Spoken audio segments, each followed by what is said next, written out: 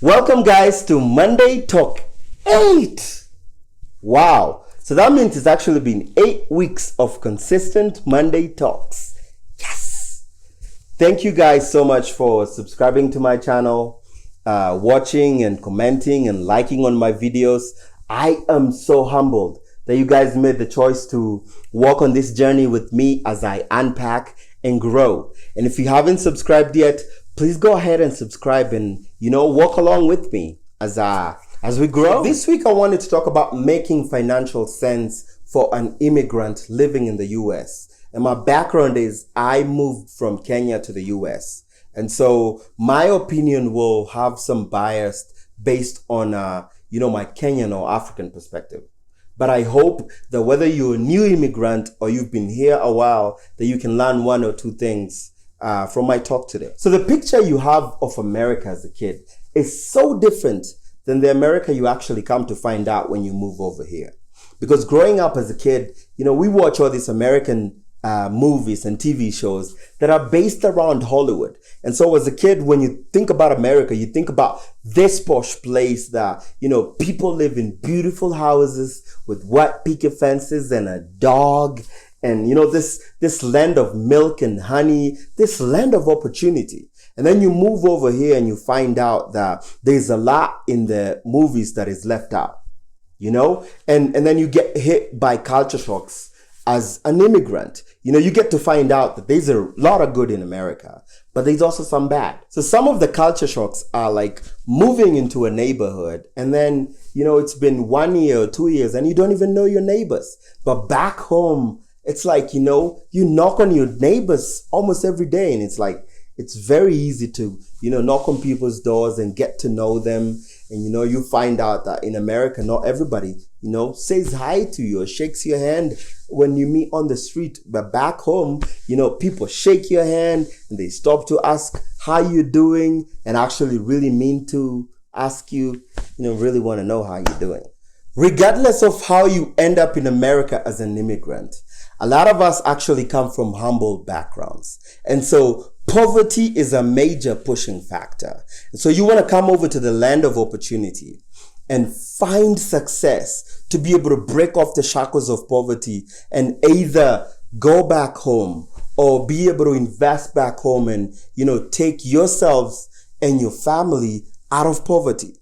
But then unfortunately, a lot of us come with a preconceived idea that, I'm going to come to America for a few years and then I'm going to save as much money as possible. And then I'm going to take all that money that I've saved and, go back home and change my life. And then you are hit by bills, bills. And that totally changes your short-term plans because you start to realize that you can be paid a lot of money and see it go inside your bank account. And then the next time you're looking at your bank account, it's empty. And you wonder what happened? Bills happened. And that totally changes everything. And then you realize that it's not as easy as coming here, getting money quickly, and then going back home to retire. And so today I'm going to talk about 3 things that I hope will help you find financial peace and make financial sense. So the first thing you need to do to be able to have financial peace and stability is actually having a budget. This is paramount. Failing to plan is planning to fail. You cannot live beyond your means and still expect to have financial peace. That is not possible. It's like a business that doesn't take inventory. That business doesn't know whether it's coming or going or whether it's gone. You have to have a budget, and not just coming up with a budget. You need to also implement the budget. It doesn't make financial sense for somebody who gets paid $20,000 a year to go out and buy a $30,000 vehicle. It doesn't make any financial sense. And so you need to sit down and see, so this is how much money I'm bringing in. But you also need to know this is how much money I'm spending every month. As an immigrant, you have to look at additional factors, especially when you're doing your budget. Because not only are you thinking about yourself and your expenses, but you are also considering money and expenses that you have to send back home because of the additional financial pressures of the people back home and them looking up to you to be able to provide for them financially. And if you're not careful about how much money you're making versus how much money you're spending, you could find yourself in a really dangerous ground. And so it is so important to sit down and come up with a budget, but also implementing that budget. One of the things that I found that really affects us as immigrants is the poverty mentality. And when you want to prove a point to people who doubted you or looked down upon you when you were poor. And so in doing that, you end up living this lavish lifestyle so that you can take pictures and post videos showing, you living this lavish lifestyle that in real sense you cannot be able to afford. And in doing that, you end up living on this dangerous ground of spending more than you were making. And that's really dangerous. And there's also the aspect of wanting to compare ourselves to other people. And so, if one person goes and buys a new vehicle, you want to go and buy the same vehicle without looking at your budget and without looking at whether you can afford it. And so this is where you need to make financial sense before you go and make especially big financial decisions. Not until you sit down and make a budget of, this is how much money I'm making and this is what I'm spending it on. And then after that, look at your budget and start to make financial sense and see, look at your rent or mortgage expense. Is that, about 50% or more of your budget? Then it doesn't make sense. Are you living beyond your means? You keep pushing the envelope, you will find yourself in trouble. And unfortunately, when you find yourself in trouble, especially in America, a lot of times you are by yourself. Your family is located thousands of miles away from them. And it's not like you're going to knock on your neighbor's door and, and ask them to stay over at their place because you got kicked out. It's difficult. One of the advantages of having a budget is you start to have conversations that you wouldn't normally have without a budget. You start to look for ways and alternatives that you can reduce your costs or even cut your costs completely. And in that way, increase your savings or increase your giving or to be able to help you fund an investment opportunity. And so there's so many ways and alternatives, to go about this. And I can give you a couple examples. One of these examples is your cell phone, and your cell phone provider. You can choose to go with one of the major cell phone providers and pay, $100 or more a month. Or you can go with a prepaid plan like I do and pay $30 a month. And in that way, I save about $70 a month, and I can put that towards something else. And talk about insurance, because, this can be a major cost, especially when you're thinking about your homeowner's insurance and your car insurances, and sometimes bundling this up can help you reduce your costs greatly. But one of the big ways that I've found to help you reduce your insurance costs is to find an insurance broker that will shop for the best deal around, and in turn help you reduce your costs. And I can talk about so many examples. And one of them is TV alternatives. You can choose, to have a cable subscription that, you're paying $100 or more a month.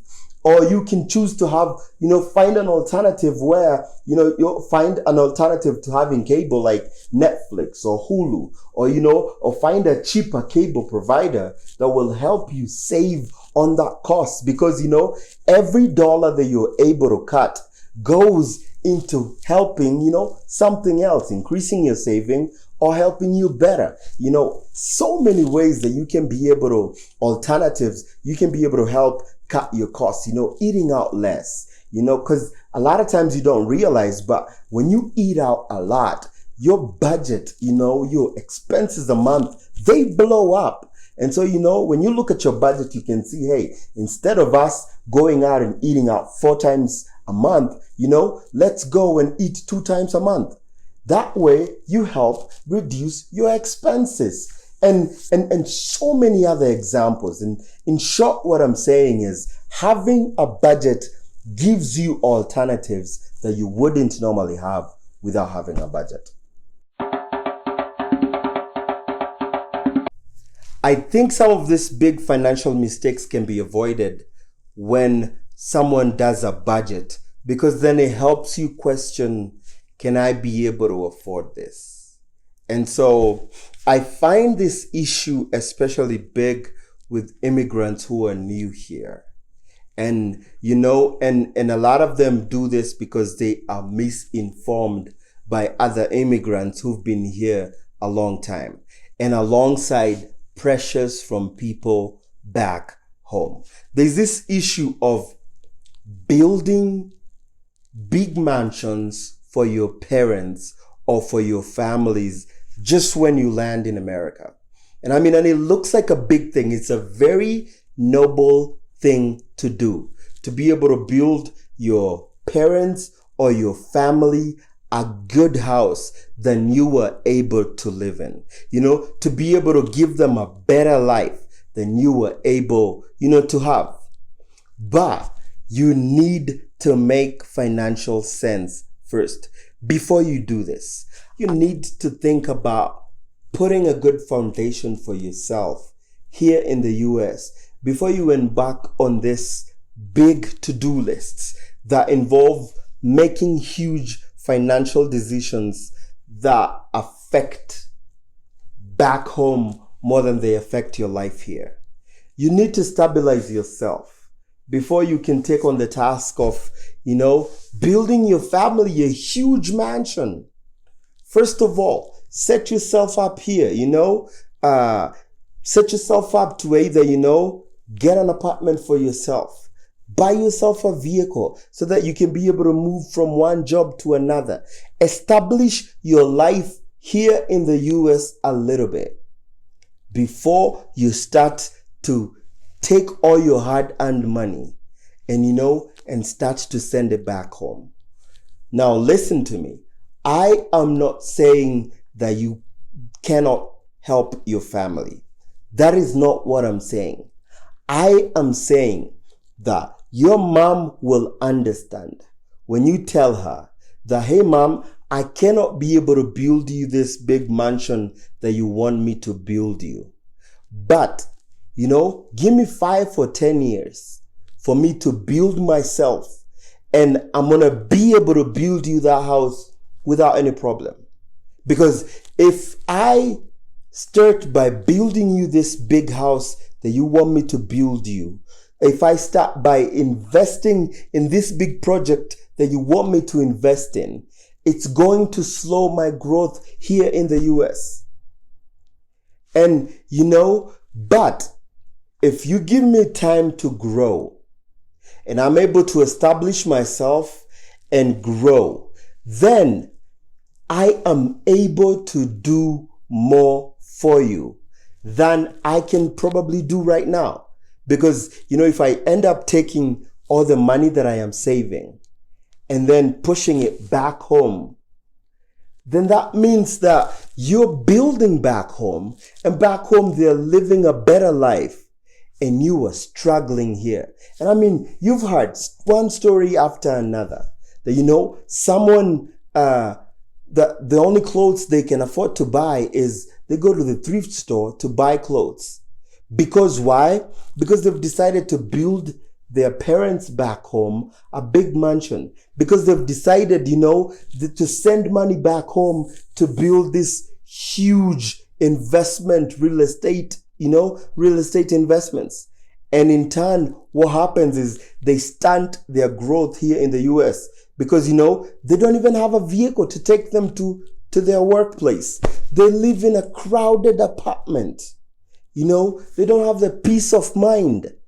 And so instead of this individual sitting down and making a sound financial decision, they end up getting pressured and, advised wrongly to take the money that they're making and push it back home.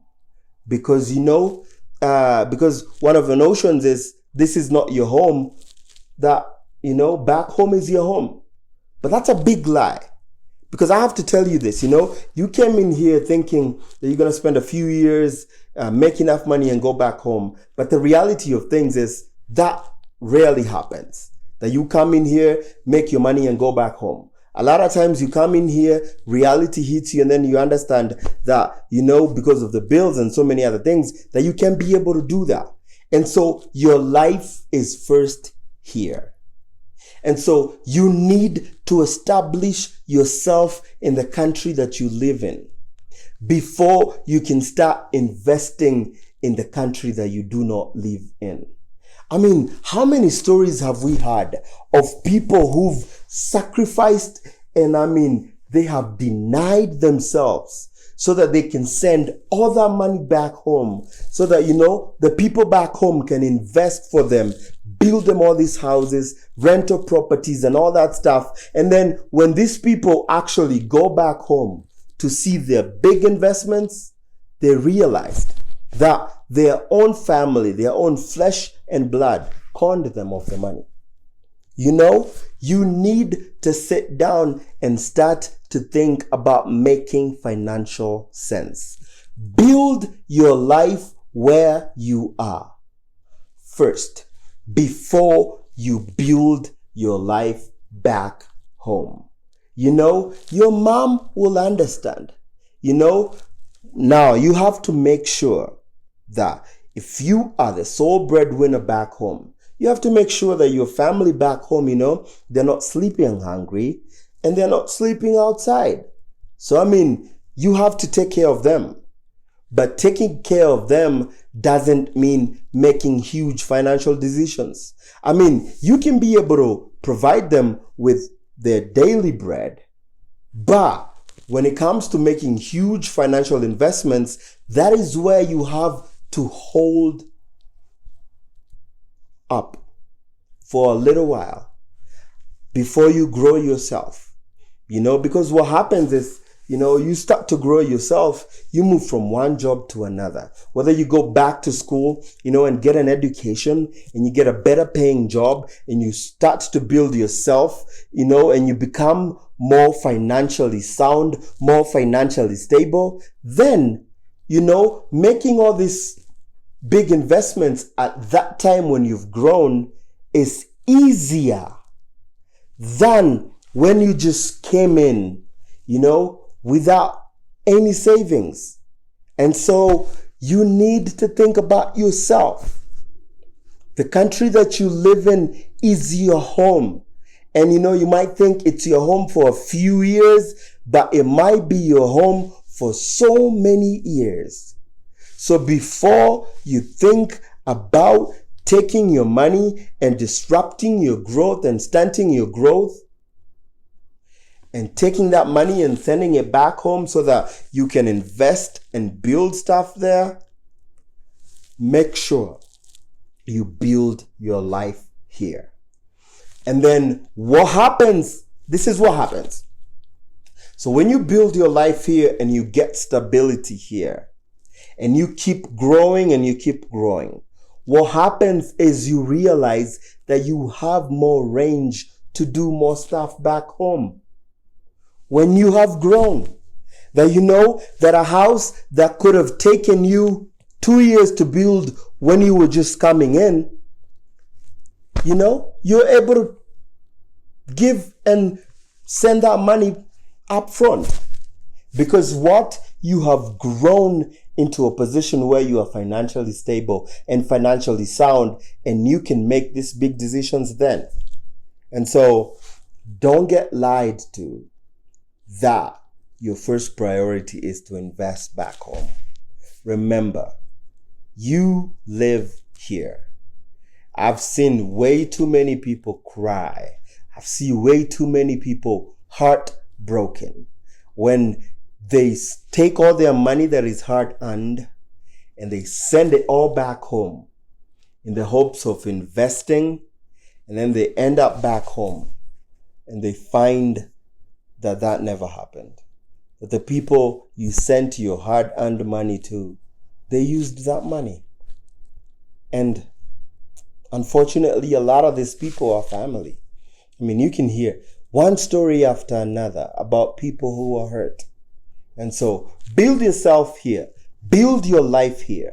And then after you've grown and stabilized, you can be able to do more back home. So this really affected me when I moved to the US because, the first few years of my life here, I was traveling back home, every year and sometimes multiple times a year. And what I didn't realize is how much money I ended up spending when I travel. When you sit down and see how much money it costs to be able to buy an air ticket, and after you buy the air ticket, you have to think about your expenses while you're back home. And then, there's so many other things that you get to do when you're back home. I didn't sit down and calculate how much money I ended up spending on the so many trips that I ended up making back home. But I ended up spending so much money. A big lie that lies to you when you travel back home, and it makes you in the long run spend so much money than you thought you did is a thing called currency translation. When I think about $1 is about 100 Kenya shillings. And so, when I exchange it $20, I get 2,000 Kenya shillings. And so it doesn't seem like I'm spending so much money, especially in US dollars. And so what ends up happening is I end up spending little and little and little and little and little.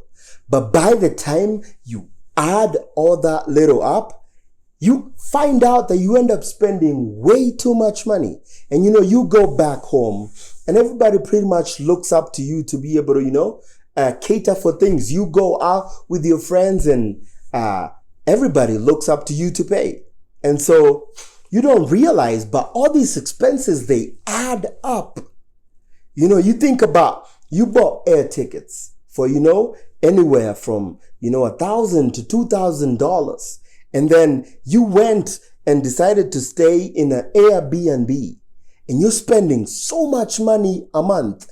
And you think about, all the expenses that you incurred, whether you went for vacation or holiday or safari or all those things, but those expenses add up. And then you end up there and then so many things happen, so many functions, family functions, and you're catering for them. And everybody back home is looking up to you to be able to provide. So for me to go back home so many times, especially just when I was new here, and every single year, I ended up spending so much money, but I didn't sit down and actually calculate to see how much money I was actually spending. And so, that ended up stunting my financial progress because I was spending so much money while I was going back home. And so you need to ask yourself a question.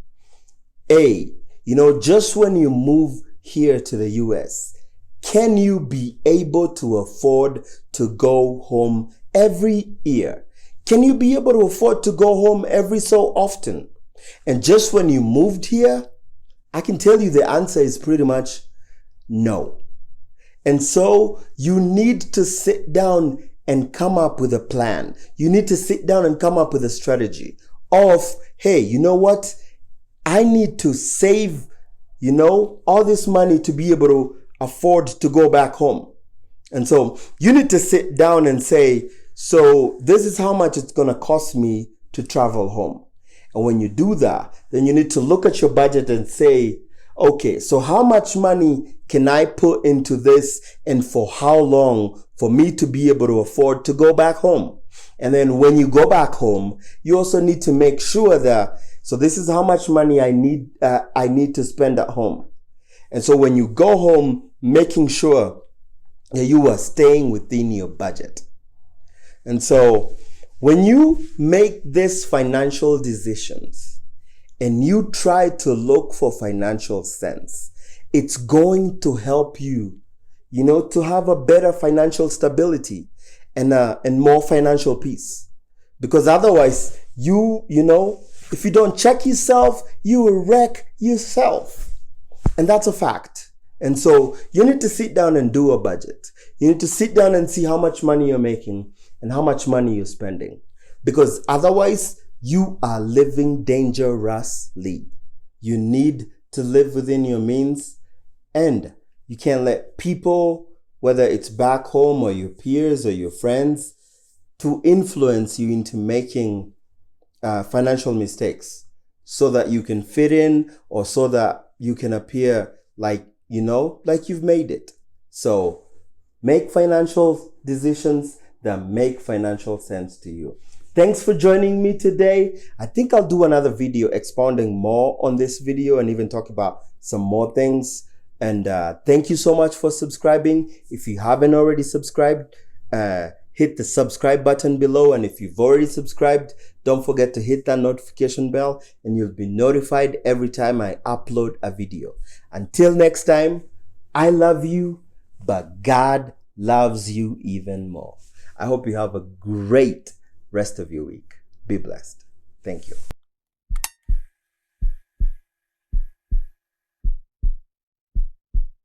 Rest of your week.